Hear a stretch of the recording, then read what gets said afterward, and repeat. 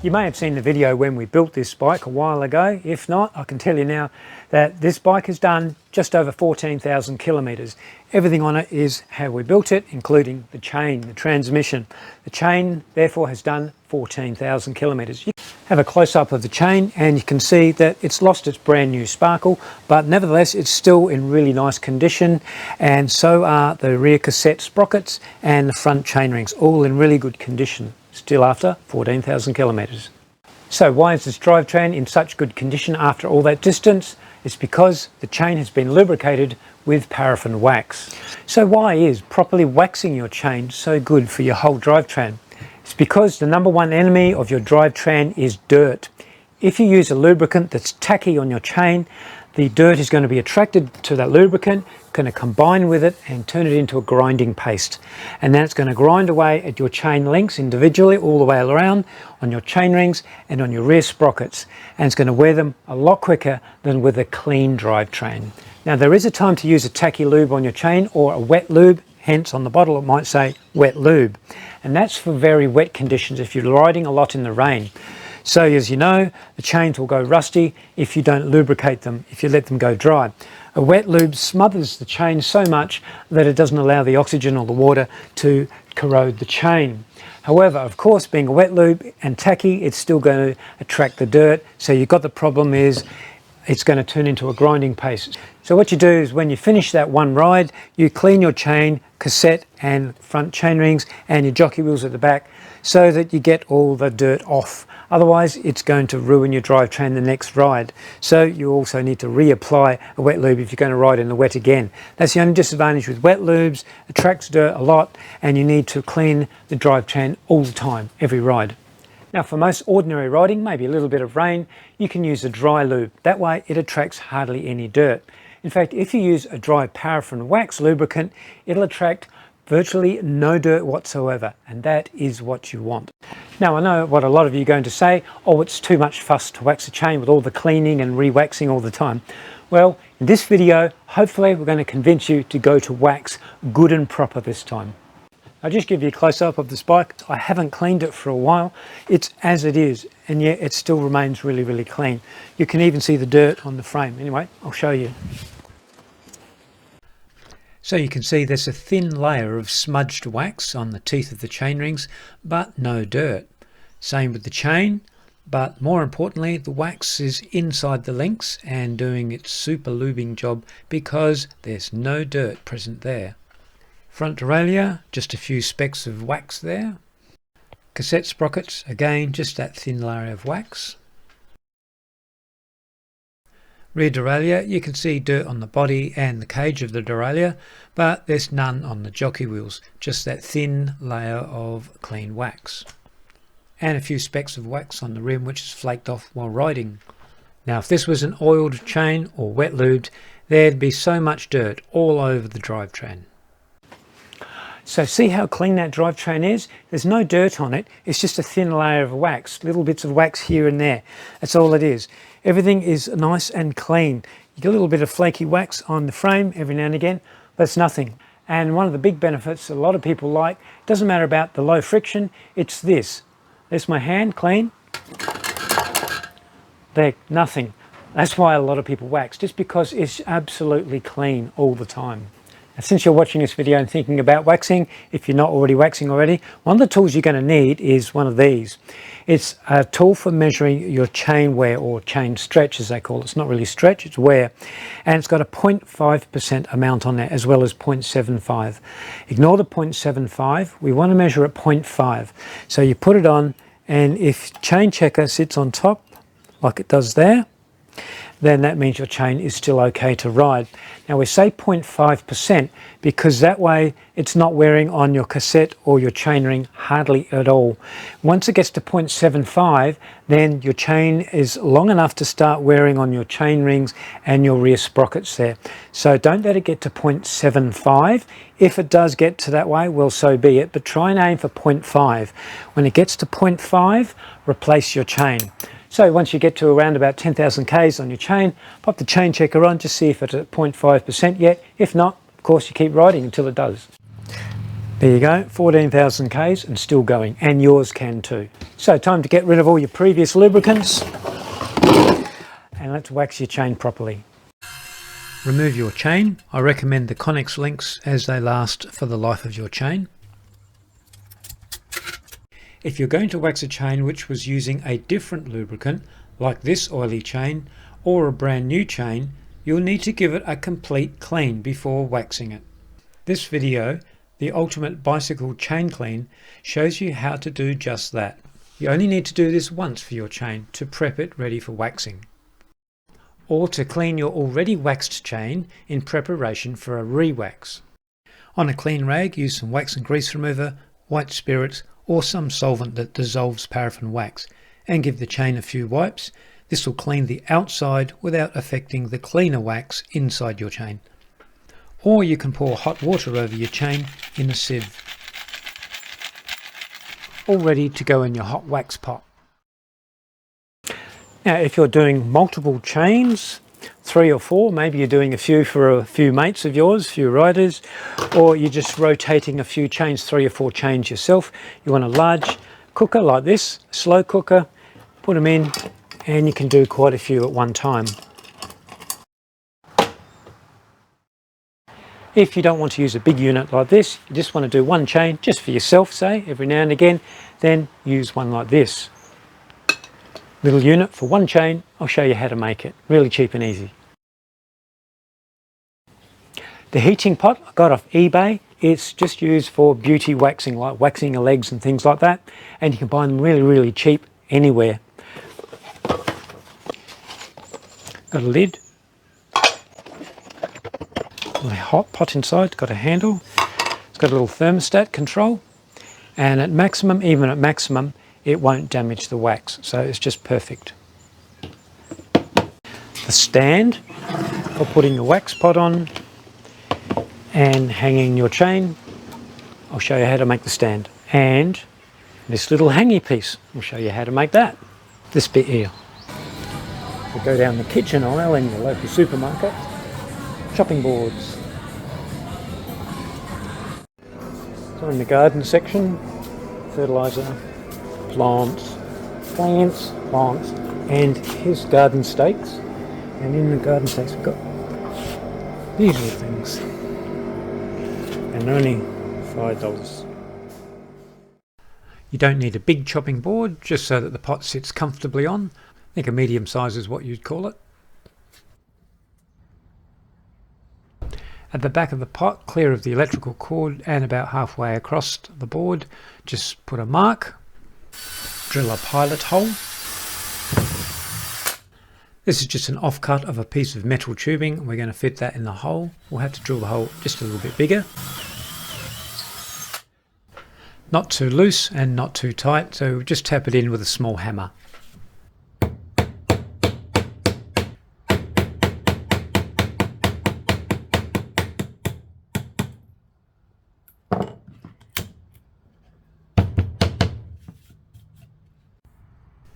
You'll need the chain to hang over the centre of the pot, so put the garden stake head slightly in front of that centre, and you're going to put a 90-degree bend in the garden stake above where you drilled the hole in the board. So mark and make a nice easy bend.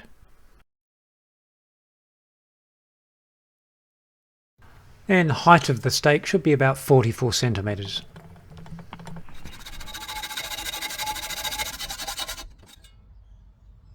For the loopy bit that you hang your chain on, a piece of wire with an end on. The ideal piece is an old gear cable. Measure and cut at about 22 centimetres long. The ring that the wire hangs on can be made of metal or plastic. Here I'm cutting a piece of polypipe from irrigation, which is plastic. You could even use a vacuum cleaner pipe from an old vacuum cleaner you don't use anymore. Clean up some of the rough edges and make it look nice. And make sure it easily fits over the head of the garden stake.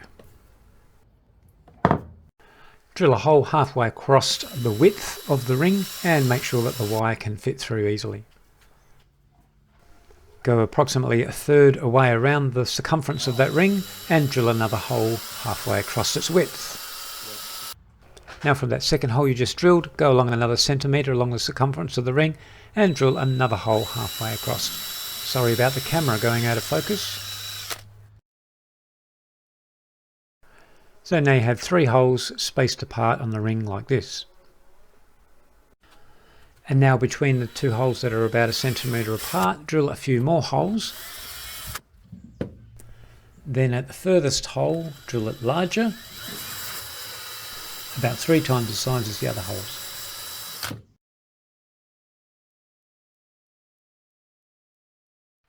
Now link up all those holes. One way is like this, just using a flat file and file away the excess material.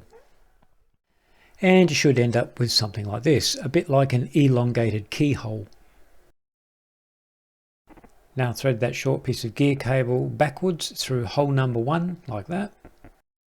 Crimp a cable end on the other end. And then that cable end should fit through that large hole that you just drilled. Insert the garden stake into the board. Put the pot on the stand and make sure the chain hanger hangs the chain in the middle of the pot. All ready to wax your chain. So get yourself some paraffin wax. You can buy it in blocks like that. You can use candles, just ordinary household candles, which is all I use. Or you can use a packaged one, a pre-packaged one from wherever your favourite seller is. Then you need an additive to make it super slick, whether it's molybdenum disulfide, tungsten disulfide, what else is there? Graphene, graphite, whatever you want to add. My first personal favourite, which we've found to work over the last 8 years, is PTFE powder, 1.6 microns.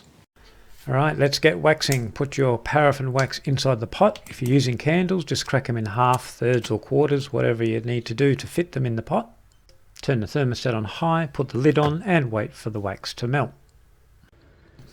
Nearly all melted. In the meantime, you can put your chain on the hanging wire. An easy way to fold your chain up is just fold it in half like that and then half again like that. Thread the wire through the outer plates of the chain, not the inner plates. Enter the wire in the keyhole slot of the ring and it's all ready to go. Wax is all hot and ready to go now. If you've used candles, don't forget to fish out the wicks. The maximum temperature these beauty pots get to is between 90 and 100 degrees C, and that's just perfect. Put in your additive to the paraffin wax. Here we're using the PTFE powder, and just sprinkle it on evenly, not all of it, just a bit, and then stir it in. Sprinkle a bit more in, stir a bit more, and if you need to, sprinkle a bit more and stir a bit more. Keep on doing that until you've got the required amount of your additive. Put the chain in. Now because your chain is room temperature, the wax around the chain might solidify, so put the lid back on and let it heat up a bit longer. After about 5 or 10 minutes, give the chain a swish and then put the lid back on again. After about 30 minutes or so, give it another decent swish and pull it out and put it on the hanger to cool down. Once your chain has cooled down to room temperature, the wax will have gone solid and your chain will be as stiff as a board. So take your chain off of the wire hanger. To free the links up of the chain, the simplest way is just to use an old broomstick.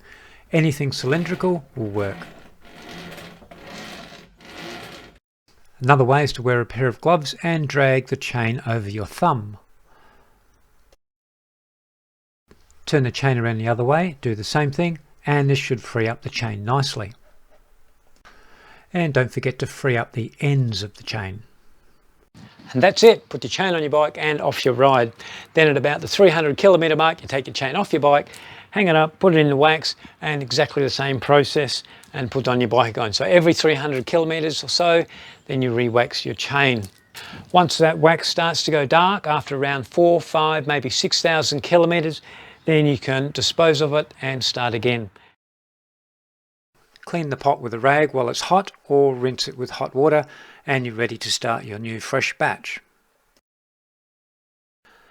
When that old wax is cold, you can knock it out of the container and just throw it in the bin. Here's a quick guide for how much additive you use with your wax. If you use PTFE, it's 250 grams of paraffin wax to approximately 12 grams of PTFE powder for at least the first 1,000 kilometers that you ride, or for the initial batch that you make. After that, every batch of wax you make for the rest of the life of the chain will require only 3 grams of PTFE for the same 250 grams of paraffin wax. If you find this unit is not heating your wax up enough, you can take the little insert pot out because it's isolated from the inner pot, and just use the larger inner pot, and that should heat it sufficiently. Also, you might find that your chain, the inner pot is too small for it, so you can use the actual unit pot itself and it will fit in much better.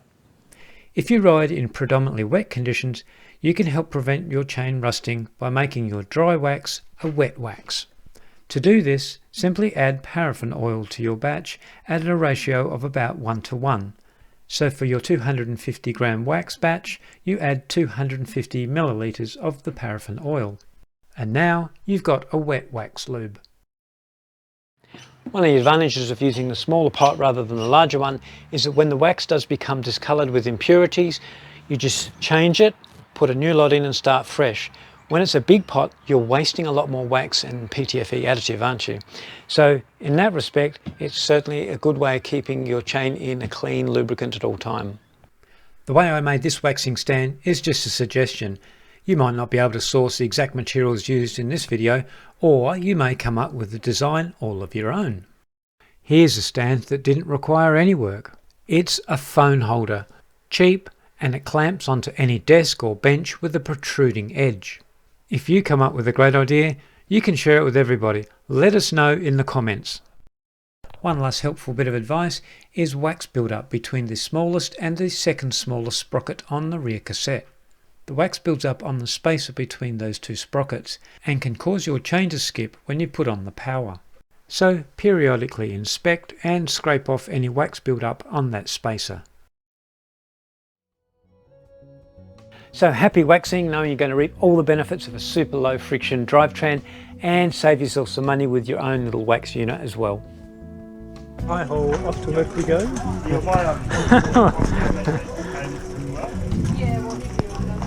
Quick, we'll get left behind. Look